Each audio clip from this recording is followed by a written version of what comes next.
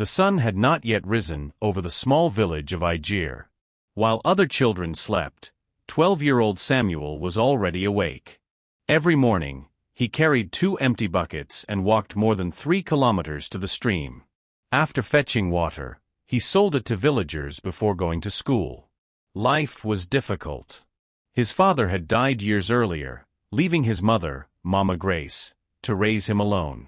To survive, Samuel worked hard every day. Many people mocked him.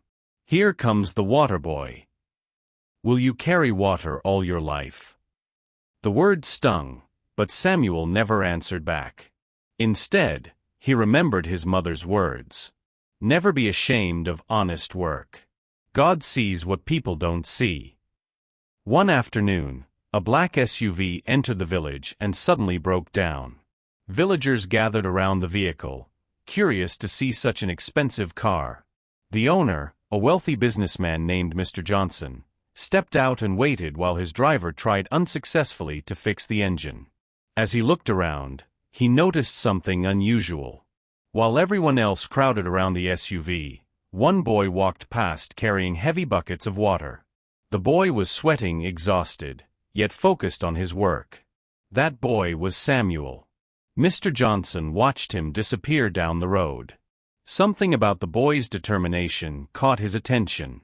The next day, Mr. Johnson remained in the village while repairs continued on his vehicle. As he walked through the marketplace, he saw Samuel again. This time, the boy was helping an elderly woman carry water to her home. When the woman offered him a few coins, Samuel politely refused. "You need it more than I do, Mama," he said. Mr. Johnson was deeply moved. Later that evening, he visited Samuel's home. The small house had no electricity.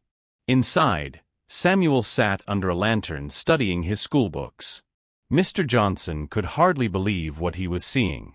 The same boy who worked before sunrise was still studying late into the night. "What do you want to become when you grow up?" Mr. Johnson asked. Samuel looked up. Without hesitation, he replied, "I want to become an engineer and help solve problems for people." Mr. Johnson smiled. For the first time in many years, he saw himself in someone else.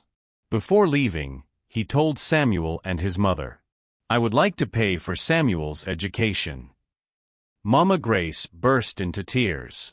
Samuel could hardly speak. It felt like a dream. Years passed.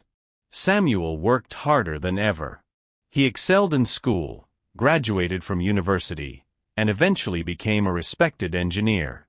But he never forgot where he came from. One day, he returned to Ijer village. The villagers were surprised to see him.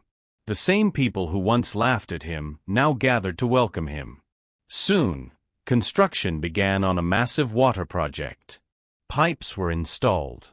Water tanks were built. Clean water flowed directly into homes. For the first time, villagers no longer had to walk long distances to fetch water. At the inauguration ceremony, the entire village gathered. Many of those who had mocked Samuel stood silently in the crowd. Some lowered their heads in shame. When Samuel stepped to the microphone, everyone listened. He looked at the water flowing through the village and smiled. Then he said, "Years ago, I carried water because I had no choice. Today, I bring water to this village because I have a purpose." The crowd erupted in applause. Tears filled Mama Grace's eyes. Mr. Johnson stood proudly beside her. Samuel continued, "The buckets I carried were not a punishment. They were preparation. Every step to the stream taught me discipline. Every insult taught me patience. Every struggle taught me strength. What others saw as a burden was actually God's training ground for my future." That day, the villagers learned a lesson they would never forget. The boy they called the water boy had become the man who transformed their community. And from that day forward, no one ever used the name as an insult again. Instead, they spoke it with respect. Because Samuel's story proved that humble beginnings do not determine your destiny. Never despise small beginnings.